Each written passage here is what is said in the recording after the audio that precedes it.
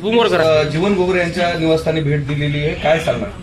असं आहे की जीवन गोगरे यांच्यावर जो प्राणघातक हल्ला झाला, जबर मार त्यांना उचलून नेण्यात आलं. आम्ही चित्र पाहिले, व्हिडिओ पाहिला. त्यांना कारमध्ये दम करून जबरदस्तीने अपहरण करण्यात आलं आणि अज्ञात ठिकाणी नेण्यात आलं. त्यांच्यावर मारहाण करण्यात आली. डोकं फुटलं. मरता मरता ते वाचलेले आहेत. अशा प्रकारच्या प्राणघातक हल्ला ही गंभीर घटना असून लोकशाहीला मारक आहे. जबरदस्तीने अशा पद्धतीने, आणि ते पण स्वतः ज्या पक्षात आहे त्याच पक्षातल्या काही प्रमुख नेत्यांच्या मार्फत झाल्याची शक्यता तक्रारीमध्ये त्यांनी व्यक्त केली आहे. त्यामुळे एफआयआर सुद्धा त्या पद्धतीने एफआयआरमध्ये त्याची नोंद केलेली आहे. ही घटना गंभीर आहे. राजकीय कुठला पक्षाचा विषय नाही आहे, पण नांदेडचे एखादा व्यक्ती कुठेच नाही, महाराष्ट्रात घडू नये असं गोष्ट. पण एखाद्या लोकशाहीमध्ये अनेक पक्ष आहेत, आम्ही कोणाच्या व्यक्तिगत विरोधामध्ये नाही आहोत.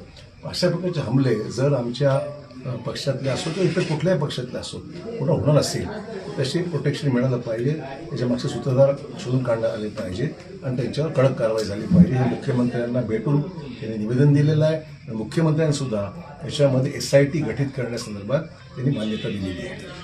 वाढती गुन्हेगारी जर पाहिली तर त्या दृष्टिकोनातून आयुक्तालयाची बऱ्याच दिवसापासून मागणी आहे. हे प्रकरण आयुक्तालयाचं मार्गी लागेल का? आपण कसं आहे, आयुक्तालयाचा विषय हा वेगळा आहे. निवडणूक संपल्यानंतर जरूर या बाबतीमध्ये आम्ही भाष्य करू. गुंडागर्दी वाढलेली आहे आणि आपण भाषणामध्ये आता वडवळे यांचाही उल्लेख केलेला आहे. या दोन्ही घटनांमध्ये एकच ताकद आहे.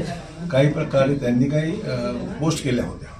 त्या पोस्ट संदर्भामध्ये काही लोकांना आवडलं नाही. ठीक आहे, कोणाचं काही मत असेल त्यांनी पोलिसची तक्रारी करावी, कायदा आहे त्याला.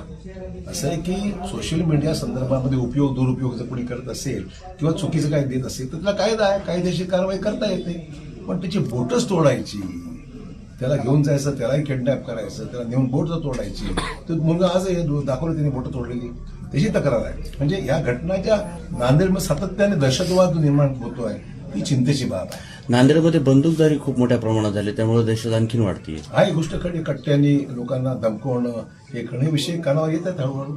पण म्हणून आता हे सगळ्या विषयाचं उच्चाटन या निवडणूक झाल्यानंतर निश्चित हायेस्ट प्रायोरिटी या गोष्टी दिल्या जाईल आणि कडक शासन प्रशासनाने कडक वागलं पाहिजे, कारवाई केली पाहिजे आणि या घटना नांदेडमध्ये घडू नये याकरता ऍक्शन मोडवर संबंधित डिपार्टमेंट येईल अशी अपेक्षा आहे. आपण एफआयआरचा उल्लेख केला. एफआयआर मध्ये जीवन पाटलांनी आमदार प्रताप पाटील चिखलीकर यांचं स्पष्ट नाव नमूद केलेलं आहे.